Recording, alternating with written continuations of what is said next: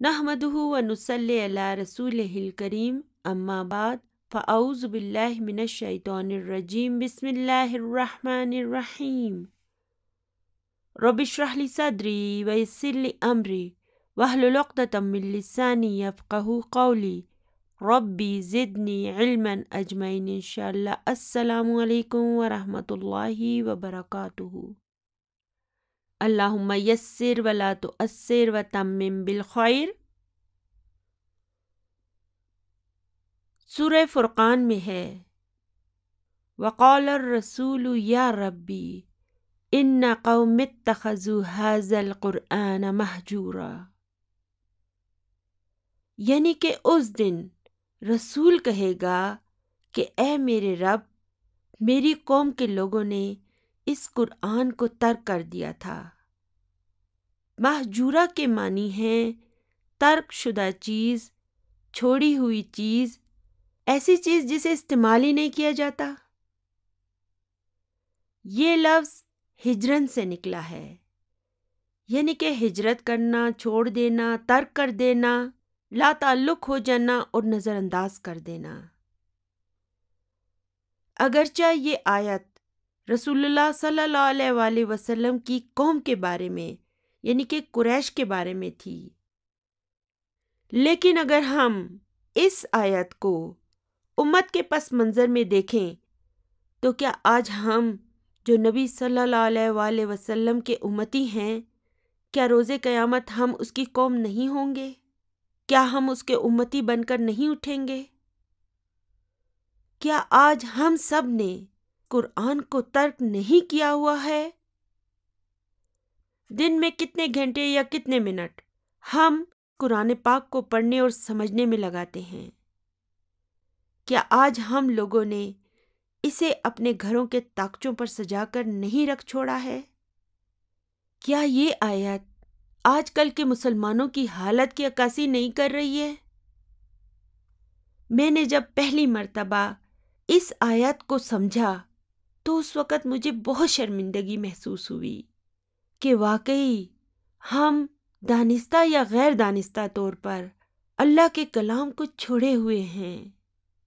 हमारे पास आज हर चीज़ के लिए टाइम है, सिर्फ कुरान पाक के लिए नहीं है। हम इस फ़ानी दुनिया को हासिल करने के लिए सारी उम्र मेहनत करते रहते हैं, मगर अल्लाह ताला के इस मैसेज को समझने के लिए हम मेहनत करने को तैयार नहीं हैं। फिर मैंने महसूस किया कि कुरान पाक को समझने के लिए सबसे ज़रूरी चीज़ इसकी ज़बान है।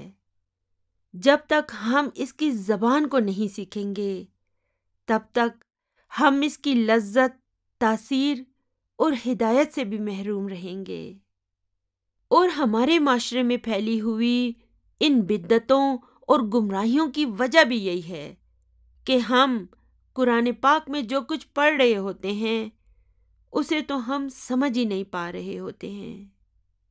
आप ही मुझे बताएं कि अगर हमें इसकी ज़बान ही समझ नहीं आएगी तो फिर हम इसके मैसेज को कैसे समझेंगे? और अगर इसके मैसेज को समझेंगे नहीं तो फिर इससे हिदायत कैसे हासिल करेंगे? इसलिए मैंने अपनी ज़िंदगी का एक मिशन बना लिया है कि जब तक मैं ज़िंदा हूँ, मैं इस कुरान पाक की ज़बान को दूसरों को सिखाने की कोशिश करती रहूँगी। और अगर आप ये समझते हैं कि वाकई में ये वीडियोज़ अरबी ज़बान को सिखाने की सलाहियत रखती हैं, तो फिर आपका भी ये फ़र्ज़ है कि इसे दूसरों तक पहुंचाने के इस मिशन में आप भी मेरा साथ दें।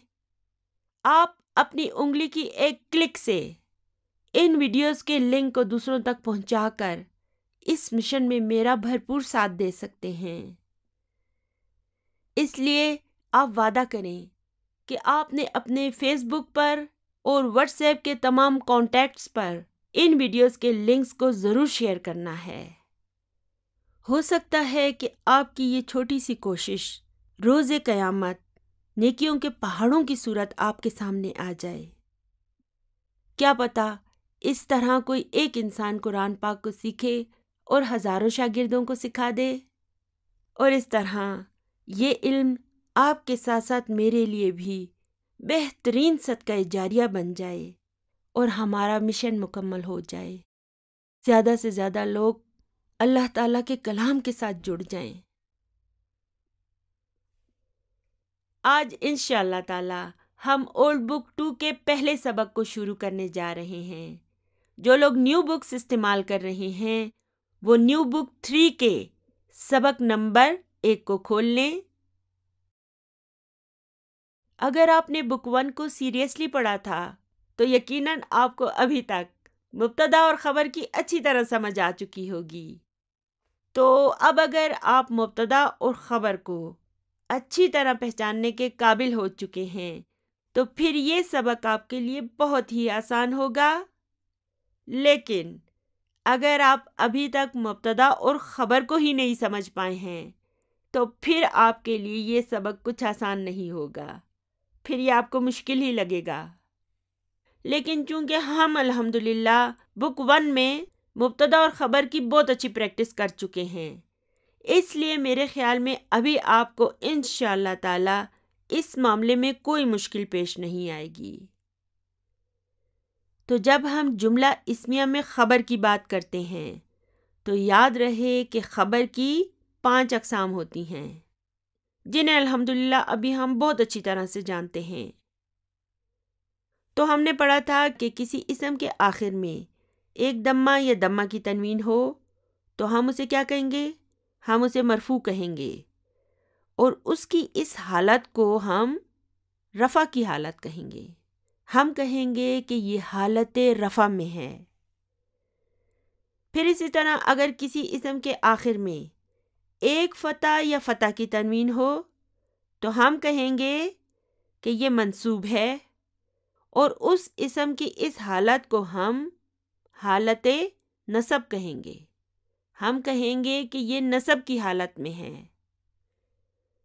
پھر اسی طرح سے اگر کسی اسم کے آخر میں ایک کسرہ یا کسرہ کی تنوین ہو تو ہم کیا کہیں گے؟ تو ہم کہیں گے کہ یہ مجرور ہے، اور اس کی اس حالت کو ہم حالت جر کہیں گے۔ ہم کہیں گے کہ یہ حالت جر میں ہے۔ تو ان 3 الفاظ کو یاد کر لیں: رفع، نصب اور جر۔ چلیے اب میں بورڈ پر لکھتی ہوں: اللہ غفور رحیم۔ تو اس کا ترجمہ کیا ہوگا؟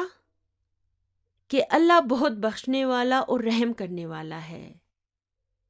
تو یہاں اللہ کیا ہے؟ یہ جو میں نے اللہ لکھا ہے یہ کیا ہے؟ جی ہاں، یہ مبتدا ہے۔ اچھا، تو پھر اس کی خبر کہاں ہے؟ غفورن۔ جی ہاں، غفورن اس کی خبر ہے۔ اچھا، تو پھر یہ رحیمن کیا ہے؟ دیکھیں، عام طور پر ہم اسے نعت کہتے ہیں، یعنی اگر یہ رحیمن اللہ سبحانہ و تعالیٰ کے علاوہ کسی اور کے لیے آتا نا تو ہم کہتے کہ یہ نعت ہے۔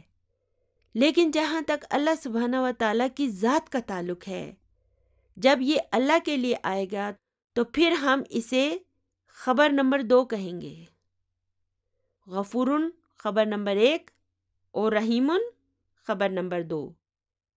لیکن یاد رہے کہ یہ اصول صرف ہمارے رب کے لیے مخصوص ہے اور کسی کے لیے نہیں۔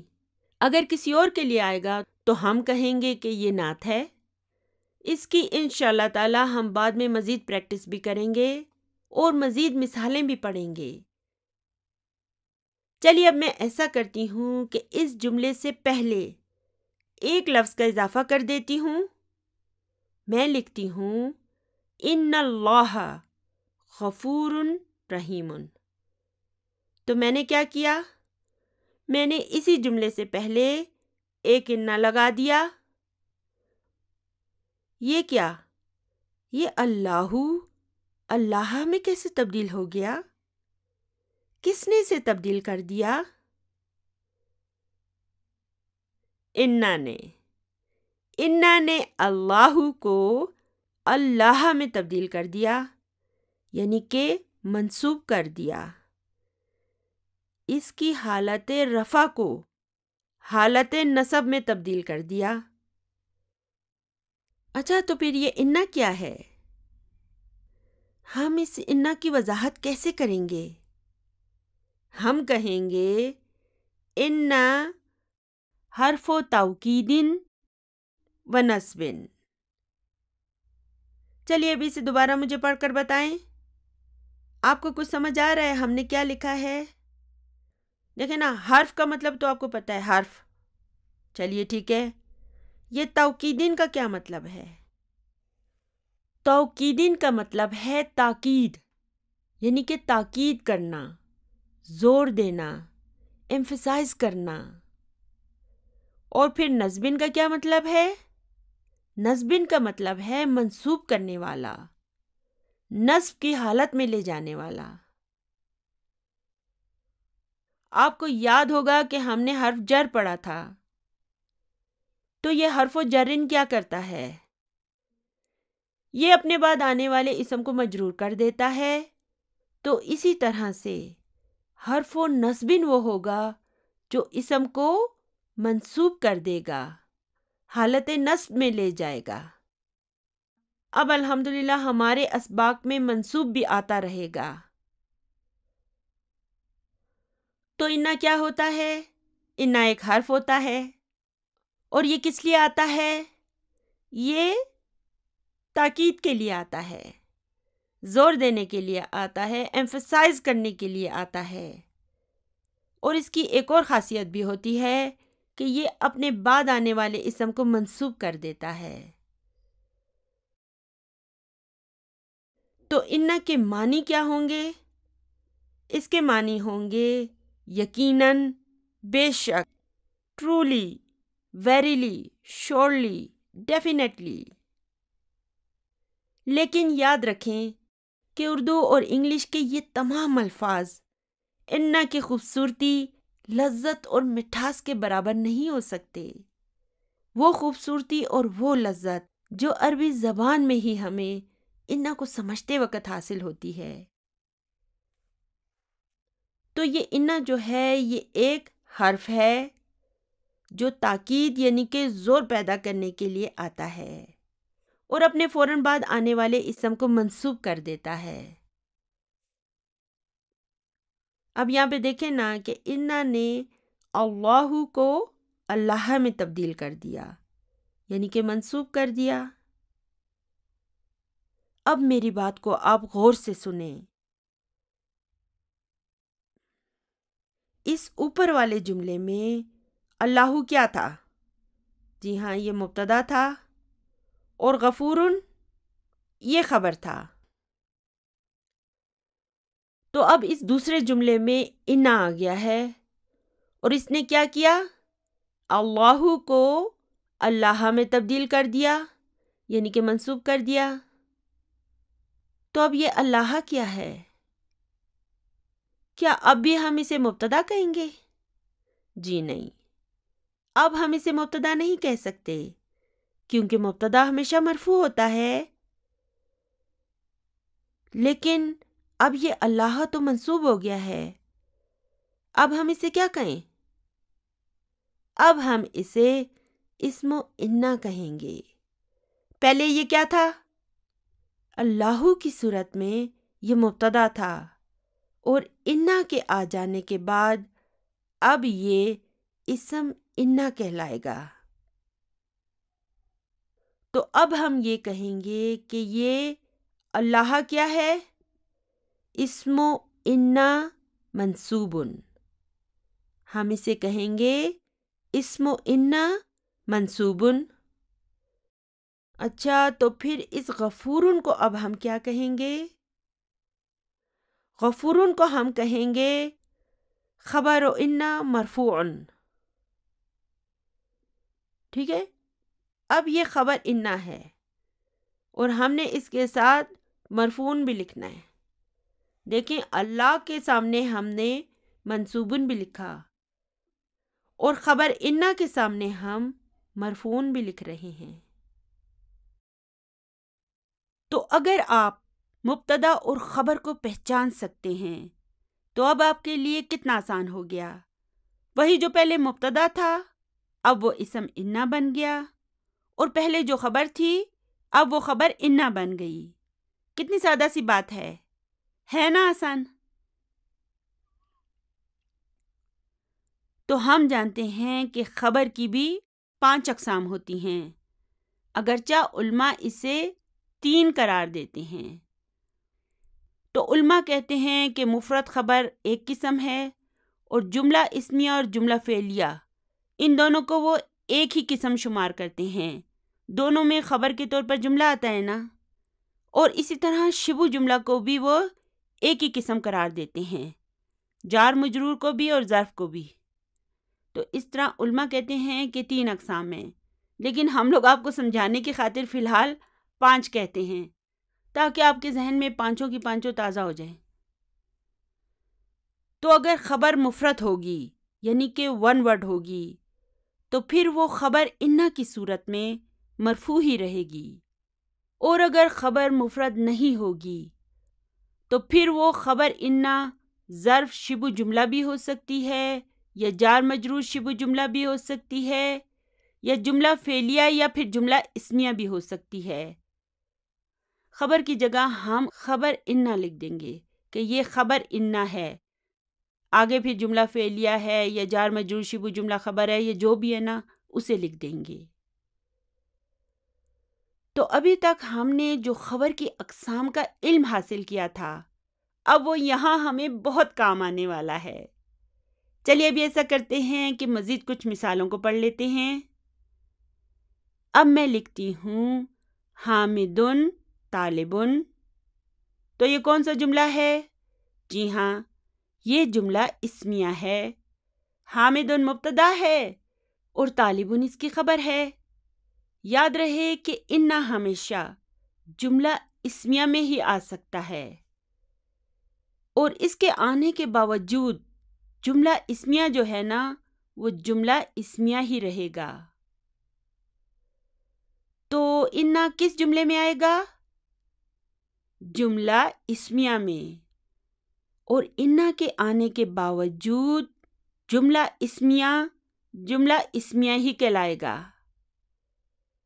تو جب انا جملے میں آ جائے تو مبتدا اسم انا میں تبدیل ہو جائے گا اور خبر انا کہلائے گی۔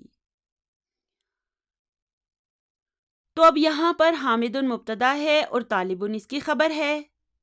چلیے اب میں اس سے پہلے انا کو لگا دیتی ہوں، تو یہ کیا ہو جائے گا؟ انا حامدن طالبن، یہ ہو جائے گا انا حامدن طالبن۔ تو اب ہم اس کی وضاحت کیسے کریں گے؟ ہم کہیں گے کہ انا حرف و توکید و نصب، اور حامدن کیا ہے؟ یہ اسم انا ہے۔ اب یہ مبتدا نہیں ہے، اب یہ اسم انا ہے۔ اچھا، تو پھر طالبن اب کیا ہے؟ کیا ابھی بھی اسے ہم خبر کہیں گے؟ اب ہم اسے خبر انا کہیں گے۔ کتنی سادہ سی بات ہے۔ چلیے اب یہ کام کرتے ہیں، اس جملے میں سے انا کو واپس نکال دیتے ہیں، تو یہ کیا بن جائے گا؟ تو یہ بن جائے گا حامدن طالبن۔ اب یہ حامدن نہیں ہوگا، اب یہ واپس حامدن میں تبدیل ہو جائے گا۔ چلیے ابھی واپس اس میں انا کو شامل کر دیتے ہیں، تو یہ ہو جائے گا انا حامدن طالبن۔ صحیح ہے نا؟ چلیے اب میں لکھتی ہوں انہو غفور رحیم۔ اب یہاں پر پھر انا آ گیا، تو اب یہاں پر انا کیا ہے؟ جی ہاں، حرف و توکید و نصب ہے، اور پھر یہ ہو کیا ہے؟ اب یہ ہو کی ضمیر جو ہے نا یہ اسم انا ہے، تو چونکہ اسم انا ہمیشہ منصوب ہوتا ہے تو اب یہاں ہو کو ہم منصوب کہیں گے، اور چونکہ ضمائر سارے مبنی ہوتے ہیں اور یہ اپنے اعراب کو کبھی تبدیل نہیں کرتے، اس لیے ہم یہاں پر اسے منصوب کہیں گے۔ اس کے اعراب کو تو ہم تبدیل نہیں کر سکتے نا، ہمارا زور اس پر نہیں چلتا۔ اس کے باوجود ہم اسے منصوب کہیں گے کیونکہ اسم انا ہمیشہ منصوب ہوتا ہے۔ چلیے ابھی ایسا کرتی ہوں کہ حامدن کی جگہ بھی اس ہو کی ضمیر کو لگا دیتی ہوں، تو یہ ہو جائے گا انہو طالبن، یعنی یقیناً وہ ایک طالب علم ہے۔ اب یہاں پر بھی انا حرف و توکیدن و نصبن ہے۔ اچھا تو پھر یہاں پر اسم انا کہاں ہے؟ جی ہاں، یہاں پر بھی یہ ہو جو ہے نا، یہ اسم انا ہے۔ تو کیا یہ منصوب ہے؟ جی ہاں، یہ یہاں پر منصوب ہے، لیکن کیوں؟ اس لیے کہ یہ یہاں پر اسم انا کے طور پر آیا ہے، اور اسم انا ہمیشہ منصوب ہوتا ہے۔ اگرچہ یہ مبنی ہے، اپنے اعراب کو تبدیل نہیں کرتا، اس کے باوجود ہم کہیں گے کہ یہ اسم انا منصوب ہے۔ چلیے ابھی ایسا کرتے ہیں کہ اس ہو کی ضمیر کو ہا کی ضمیر میں تبدیل کر دیتے ہیں۔ تو پھر کیا ہمیں کچھ اور تبدیلی بھی کرنی پڑے گی؟ ہمیں اس طالبن کو طالبتن میں تبدیل کرنا ہوگا، تو یہ ہو جائے گا انہا طالبتن، کیونکہ اسم انا اور خبر انا دونوں کو آپس میں میچ کرنا چاہیے، یعنی کہ دونوں میں یکسانیت ہونی چاہیے۔ کس چیز میں؟ مذکر اور مؤنث میں اور تعداد میں۔ چلیے ابھی مجھے کہنا ہے کہ وہ سب طلباء ہیں، تو میں کیا کہوں گی؟ انہم طلاب۔ چلیے ابھی ایسا کرتے ہیں کہ اسے طالبات میں تبدیل کر دیتے ہیں، تو یہ ہو جائے گا انہن طالبات۔ اب جب آپ اس کانسیپٹ کو اچھی طرح سمجھ جائیں گے اور پھر اس کے بعد قرآن پاک کو کھول کر دیکھیں گے کہ جہاں جہاں پر انا آیا ہے تو وہاں پر اسم انا کہاں ہے اور پھر خبر انا کہاں ہے، تو یہ جان کر آپ کو انشاءاللہ تعالی بہت خوشی ہوگی۔ تو اب یہاں پر اسم انا کہاں ہے؟ جی ہاں، یہ ہو کی ضمیر اسم انا ہے، اور انہا طالبتن میں اسم انا کہاں ہے؟ جی ہاں، یہ ہا کی ضمیر، یہ اسم انا ہے۔ اسی طرح انہم طلابن میں ہم جو ہے نا وہ اسم انا ہے، یہاں پر ہننا جو ہے نا وہ اسم انا ہے۔ تو یہ سارے جو اسم انا ہیں یہ سب کیا ہیں؟ مرفوع ہیں، مجرور ہیں یا منصوب ہیں؟ الحمدللہ اب ہم جانتے ہیں کہ یہ منصوب ہیں۔ چلیے ابھی میں لکھتی ہوں انتا طالبن۔ اب مجھے اس جملے میں زور پیدا کرنا ہے، یعنی کہ اسے ایمفسائز کرنا ہے، تو میں کیا کروں؟ دیکھیں، انتا چونکہ منفصل ضمائر میں سے ہے، اس لیے یہاں پر یہ مرفوع ہے۔ ہم نے پڑھا تھا نا کہ منفصل ضمائر جو ہیں وہ مرفوع ہوتے ہیں، یہی وجہ ہے کہ مبتدا کی صورت میں یہاں پر ہم اس انتا کو لکھیں گے۔ اور میں نے آپ کو بتایا تھا کہ متصل ضمائر جو ہوتے ہیں وہ منصوب یا مجرور ضمائر ہوتے ہیں، تو اب ہمیں اس انتا کو منصوب کرنا ہے، تو اب ہم کیا کریں گے؟ اب ہم اسے متصل ضمائر میں تبدیل کر دیں گے۔ آپ کو یاد ہوگا کہ میں نے آپ کو بتایا تھا کہ جب ہم مرفوع ضمائر کو منصوب یا مجرور ضمائر میں تبدیل کرتے ہیں تو ہمیں اس میں کچھ تبدیلی کرنی پڑتی ہے۔ اب یہاں پہ دیکھیں، جو میں نے نیلے رنگ سے لکھے ہوئے ہیں نا، یہ سارے مرفوع ضمائر ہیں، اور جب ہم ان ضمائر کو منصوب ضمائر میں تبدیل کرتے ہیں تو پھر ہمیں ان میں کچھ تبدیلی کرنا پڑتی ہے. جیسے ہوا کیا ہے؟ مرفوع ہے، لیکن جب ہم نے اسے منصوب یا مجرور ضمیر میں تبدیل کرنا ہوتا ہے، یعنی کہ متصل ضمیر میں تبدیل کرنا ہوتا ہے، تو پھر یہ ہوا ہو میں تبدیل ہو جاتا ہے. ہما ہما ہی رہتا ہے اور ہم بھی ہم ہی رہتا ہے. اسی طرح ہیا جو ہے نا، یہ ہاں میں تبدیل ہو جاتی ہے.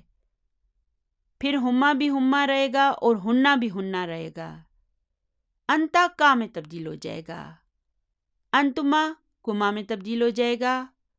انتم کم میں تبدیل ہو جائے گا. پھر انتی کی میں تبدیل ہو جائے گا.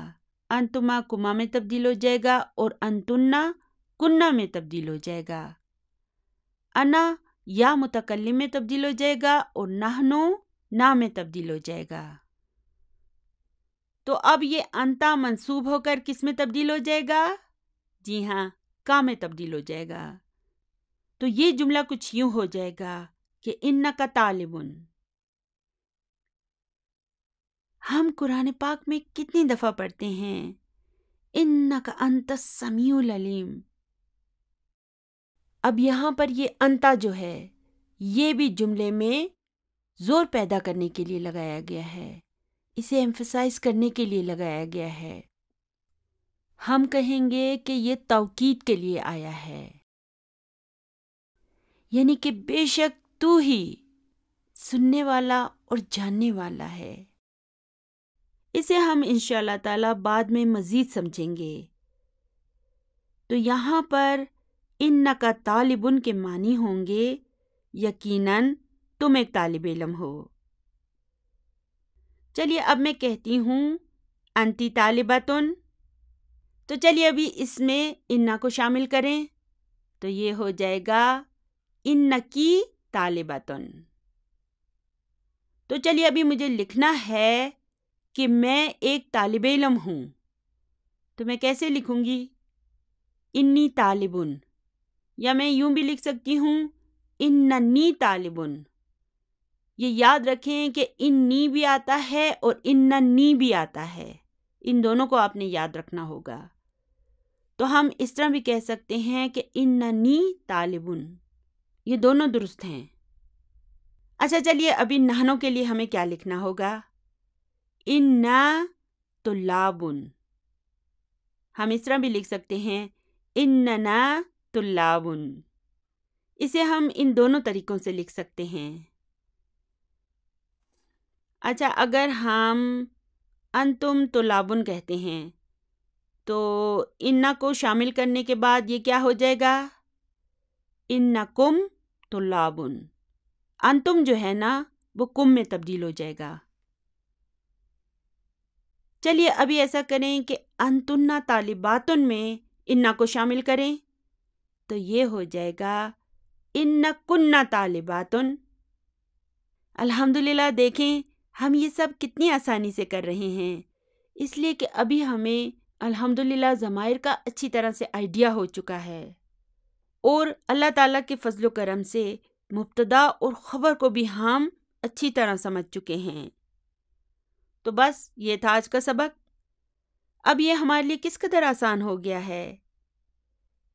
ایک مرتبہ جب اس سب کی بنیاد جو ہے وہ آپ کے ذہن میں پکی بیٹھ جائے گی نا، تو پھر باقی سب آپ کے لیے بہت آسان ہو جائے گا، اور پھر وقت کے ساتھ ساتھ آپ اسے پڑھتے ہوئے انجوائے بھی کریں گے.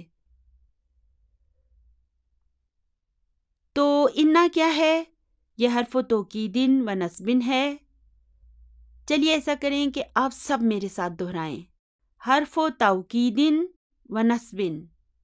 ایک مرتبہ اور بولیں، حرف و توکیدن و نصبن. پھر بولیں، حرف و توکیدن و نصبن. ایک مرتبہ اور، حرف و توکیدن و نصبن. اور پھر اس کے معنی کیا ہیں؟ یعنی کہ ایک ایسا حرف جو زور پیدا کرنے کے لیے، یعنی کہ ایمفسائز کرنے کے لیے، تاکید پیدا کرنے کے لیے آتا ہے. اور پھر وہ کیا کرتا ہے؟ وہ اپنے بعد آنے والے اسم کو منسوب کر دیتا ہے،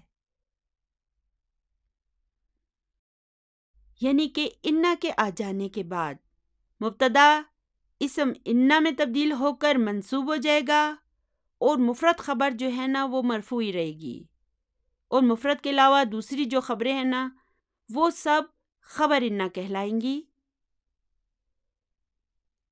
تو اب مسئلہ یہ ہے کہ اس انا کی مزید کچھ بہنیں بھی ہیں، اسے اکیلا مت سمجھیں، اس کی باقاعدہ فیملی ہے اور اس کی فیملی میں کون کون ہے؟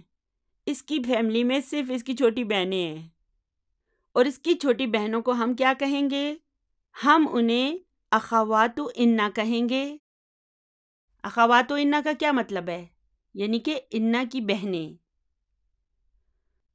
تو بڑی بہن جس اصول کو فالو کرے گی اسی اصول کو سب چھوٹی بہنیں بھی فالو کریں گی۔ تو بڑی بہن انا کیا کرتی ہے؟ یہ اپنے بعد آنے والے اسم کو منسوب کر دیتی ہے، تو باقی بہنیں بھی اسی کو فالو کریں گی، یعنی کہ باقی بہنیں بھی اپنے بعد آنے والے اسم کو منسوب کر دیں گی۔ آج کا ہمارا سبق تو صرف انا ہے، لیکن چلیے اچھا ہے کہ آپ کو اس کی بہنوں کا ایک آئیڈیا بھی ہو جائے۔ جیسے اس کی ایک بہن ہے انا، انا نہیں انا، تو وہ کیا کرے گی؟ وہ بھی اپنے بعد آنے والے اسم کو اسم انا میں تبدیل کر دے گی، اور پھر اس کی جو خبر ہے نا وہ خبر انا کہلائے گی۔ اسی طرح لاکنہ ہے، وہ بھی اپنے بعد آنے والے اسم کو اسم لاکنہ میں بدل دے گی، اور پھر اس کی خبر خبر لاکنہ کہلائے گی۔ اسی طرح اس کی ایک اور بہن کأنہ ہے، وہ بھی اپنے بعد آنے والے اسم کو اسم کأنہ میں تبدیل کر دے گی، اور خبر کو خبر کأنہ میں تبدیل کر دے گی۔ پھر اس کی ایک اور بہن ہے، اس کا نام ہے لعل۔ ڈاکٹر عبد الرحیم صاحب نے اپنی کتاب میں لعل کے 2 معنی بتائے ہیں، ایک معنی ہے امید ہے، اور دوسرا خوف ہے، خدشہ ہے۔ یہ 2 اس کے معنی ہو سکتے ہیں۔ اسی طرح سے پھر اس کی ایک اور بہن ہے، اس کا نام ہے لائتا، اس کا بھی یہی سب دندہ ہے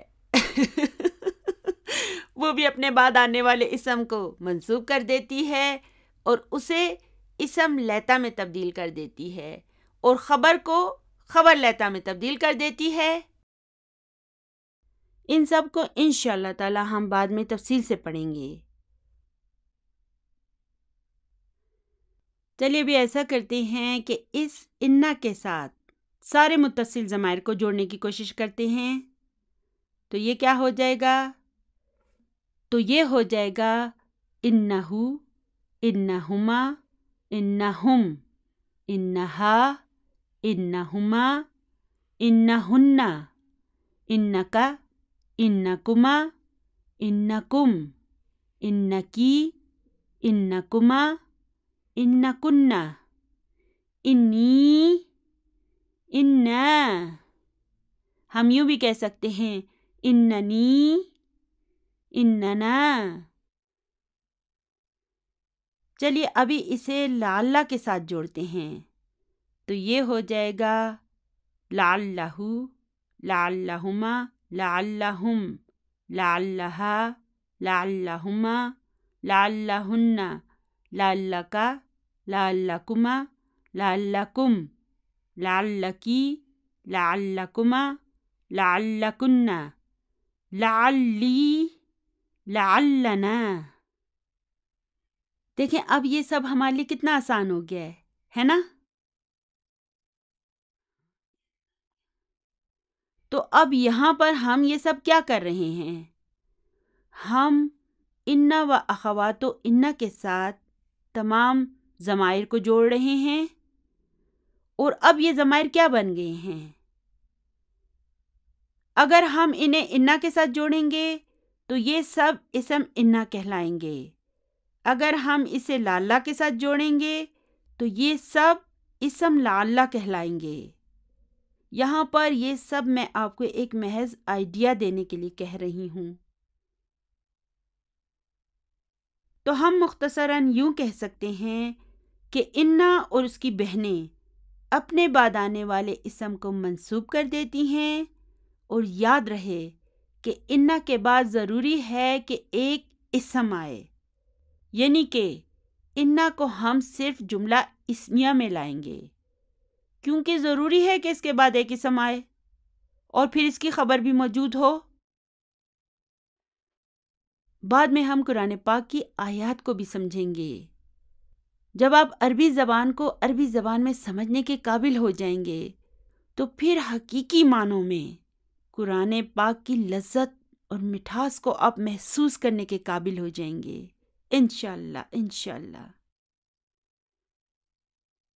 تو اب یقیناً آپ کو سمجھ میں آ گیا ہوگا کہ انا کے آ جانے کے بعد وہی جو مبتدا تھا نا، وہ اسم انا میں تبدیل ہو کر منصوب ہو جائے گا، اور وہی جو خبر تھی نا، اب وہ خبر انا کہلائے گی۔ اور اگر انا کے فوراً بعد کوئی ضمیر آئے گا نا، تو وہ بھی اسم انا منصوب کہلائے گا۔ مبنی ہونے کے باوجود ہم کہیں گے کہ یہ منصوب ہے۔ بس چلیے اب آخر میں ایک اور پوائنٹ کو بھی دیکھ لیتے ہیں کہ اگر کوئی اسم معرفہ آئے تو پھر ہم کیا کریں گے۔ چلیے اب میں لکھتی ہوں المدرس جدید۔ چلیے اب اس سے پہلے انا کو لگائیں تو یہ ہو جائے گا ان المدرس۔ کیا کروں، اسے مدرسی کر دوں؟ جی نہیں یہ ہو جائے گا ان المدرسہ۔ اب خبر کا کیا کریں؟ ایسا کرتے ہیں اسے جدیدن کر دیتے ہیں۔ جی نہیں، انا کی جو خبر ہوتی ہے وہ مرفوعی ہوتی ہے، اس لیے ہم لکھیں گے جدیدن۔ تو یہ ہو جائے گا ان المدرس جدیدن۔ تو امید ہے کہ اب یہ سب آپ کو اچھی طرح سے سمجھ میں آ گیا ہوگا، کیونکہ ابھی آپ اس قابل ہو گئے ہیں کہ الحمدللہ آپ مبتدا اور خبر کو اچھی طرح پہچان سکتے ہیں، اس لیے اب یہ سب آپ کے لیے مشکل نہیں رہا۔ چلیے ابھی ایسا کرتے ہیں کہ اب اللہ سبحانہ و تعالیٰ کا بابرکت نام لے کر اپنے پہلے سبق کی ابتدا کرتے ہیں۔ سبق کے دوران جو گرامر کے نئے اصول آتے جائیں گے انہیں بھی پھر ہم ساتھ ساتھ سمجھتے جائیں گے، ٹھیک ہے نا؟ تو چلیے ایسا کریں کہ اولڈ بک 2 کا سبق نمبر 1 کھول لیں۔ جو لوگ نئی بکس استعمال کر رہے ہیں وہ نیو بک 3 کے پہلے سبق کو کھول لیں۔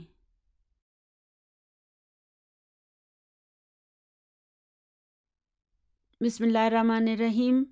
تو الدرس الاول یعنی کہ پہلا سبق۔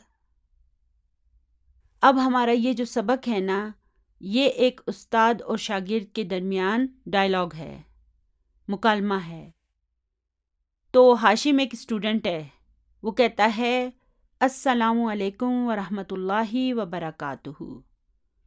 استاد کہتا ہے وعلیکم السلام ورحمۃ اللہ وبرکاتہ۔ پھر ہاشم کہتا ہے کیفا حالک یا استاذو، یعنی کہ اے استاد آپ کیسے ہیں؟ لعلک بخیر۔ اب دیکھیں اسٹارٹ میں ہی انا کی ایک بہن آ گئی، وہ کہتی ہے میں نے پہلے آنا ہے تو لعلہ کیا ہے؟ الحمدللہ ہمیں پتہ ہے کہ یہ انا کی بہن ہے۔ چلیے کام کرتے ہیں، فٹافٹ اس سے سارے متصل ضمائر کے ساتھ جوڑ لیتے ہیں۔ تو یہ کیا ہو جائے گا؟ لعلہ، لعلہما، لعلہم، لعلہا، لعلہما، لعلہن، لعلک، لعلکما، لعلکم، لعلکی، لعلکما، لعلکن، لعلی، لعلنا۔ تو اس لعلہ کا میں لعلہ کیا ہے؟ یہ اخت انا ہے، انا کی بہن ہے. اور کا کیا ہے؟ یہ اسم لعلہ ہے. اور بخیرن اسے ہم کہیں گے جارن و مجرورن شبہ جملہ خبر لعلہ. تو اس کے معنی کیا ہوں گے؟ میں نے آپ کو بتایا تھا نا کہ ڈاکٹر عبدالرحیم صاحب نے اپنی اس بک میں لعلہ کے 2 معنی بتائے ہیں. ایک معنی ہوگا امید ہے اور دوسرا خوف ہے، خدشہ ہے.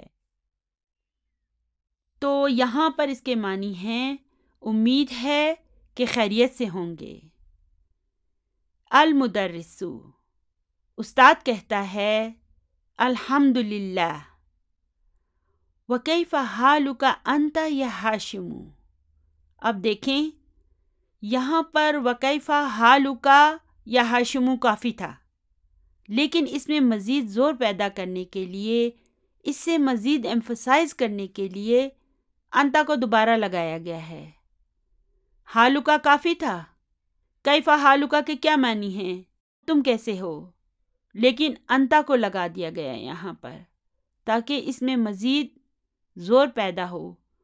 اردو میں ہم ایمفسائز کرنے کے لیے کہتے ہیں کہ اور تم خود کیسے ہو. ٹھیک ہے نا؟ وَكَيْفَ حَالُكَ أَنْتَ يَا ہاشم. اے ہاشم اور تم خود کیسے ہو. انا احبک کثیراً یا ہاشم. اب یہاں پہ دیکھیں کہ یہ احبک جو ہے نا، اس کا تعلق فعل مضارع سے ہے اور اسے ابھی تک ہم نے بالکل نہیں پڑھا ہے، اس لیے ہم اس جملے کو انالائز بالکل نہیں کریں گے. ہم صرف اس کا ترجمہ کریں گے. اور ایک اور چیز نوٹ کریں کہ یہ کثیراً کیا ہے؟ جی ہاں، یہ مفعول مطلق ہے. آپ کو یاد ہوگا نا، ہم نے مفعول مطلق پڑھے تھے نا، اور میں نے آپ کو کہا تھا کہ میں اس کا گرامر ابھی آپ کے ساتھ شیئر نہیں کروں گی. وہ کون کون سے تھے؟ ایدن اور جدن. تو انا کے معنی ہیں میں، احبکا کے معنی ہوں گے تمہیں پسند کرتا ہوں، تم سے محبت کرتا ہوں، کثیراً بہت زیادہ. استاد کہتا ہے اے ہاشم میں تم سے بہت محبت کرتا ہوں. اس جملے کو ہم انالائز نہیں کریں گے نا احبکا کی وجہ سے. تو آگے ہے انکا طالب ذکی. یہاں پر انا کیا ہے؟ حرف و توکید و نصب ہے. کا کیا ہے؟ کا جو ہے یہ اسم انا منصوب ہے اور طالبن یہ اس کی خبر ہے. اور ذکیٌ طالبن کی نعت ہے. وہ حرف و عطف ہے اور مجتہدن معطوف علی ذکیٌ ہے. پھر آگے دیکھیں، پھر حرف و عطف آ گیا. تو یہ کیا ہے؟ تو وہ حرف و عطف ہے اور زو کو دیکھیں، یہ جو زو ہے نا یہ معطوف علی ذکیٌ ہے. اور یہ زو جو ہے نا یہ مضاف بھی ہے اور خلقن مضاف الیہ ہے. یعنی کہ بے شک تم ایک نیک، محنتی اور اخلاق والے طالب علم ہو. امن پاکستان انت ام من الہند یا ہاشم. ہاشم تم پاکستان سے ہو یا ہندوستان سے ہو؟ سوالیہ جملہ ہے، اس لیے ہم اسے بھی انالائز نہیں کریں گے، ہم صرف اس کا ترجمہ کریں گے. اے ہاشم تم پاکستان سے ہو یا ہندوستان سے؟ یہاں پہ کچھ گرامر کے پوائنٹس ہیں جو انشاءاللہ تعالی میں آپ کے ساتھ اگلی ویڈیو میں شیئر کروں گی. آپ کو آج کی ہماری یہ ویڈیو کیسی لگی؟ اپنی رائے سے مجھے ضرور آگاہ کیجیے گا. تو آج کا ہمارا سبق بس یہیں تک تھا. دعاؤں میں یاد رکھیے گا. ربنا لا تزغ قلوبنا بعد إذ هديتنا وهب لنا من لدنك رحمة إنك أنت الوهاب. سبحان ربک رب العزت عما یصفون وسلام علی المرسلین والحمد للہ رب العالمین. جزاکم اللہ خیرا کثیرا. السلام علیکم ورحمۃ اللہ وبرکاتہ.